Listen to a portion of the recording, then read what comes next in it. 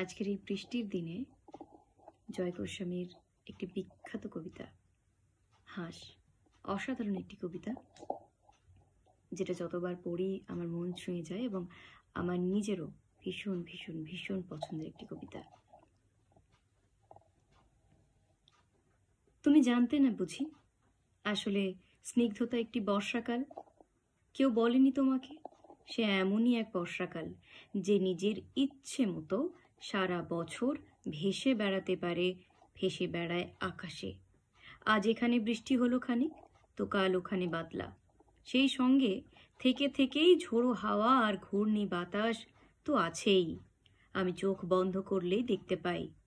যেই বৃষ্টি শুরু হলো অমনি বাচ্চারা সব হাত ছাড়িয়ে ছুট লাগালো মাঠে ঘাটে, আর মাটির দেওয়াল ও টিউকলের সামনে দাঁড়িয়ে গাঁয়ের বউরা খাল থেকে বিল থেকে তাদের হাঁসগুলোকে ডাকতে লাগলো, চই চই চই চই চই চই। আজ থেকে প্রায় 1 শতাব্দী আগের বাংলায় তোমার এক বাল্য সখী তোমাকে চই চই বলে ডাকতো আর খ্যাপাতো। তোমার মনে পড়ছে কি? আজ এই জন্মে তুমি শীতের দেশের হাঁস। কোন সরোবর থেকে কোথায় কোন সরোবরে সাঁতার কাটতে যাও, সমুদ্রের পর সমুদ্র পেরিয়ে উড়ে চলো কত দূর দূর সব দেশে।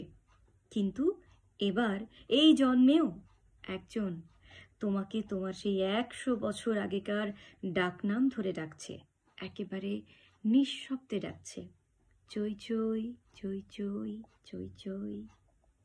আর তুমি বোধহয় কিচ্ছুই শুনতে পাচ্ছ না, তাই না?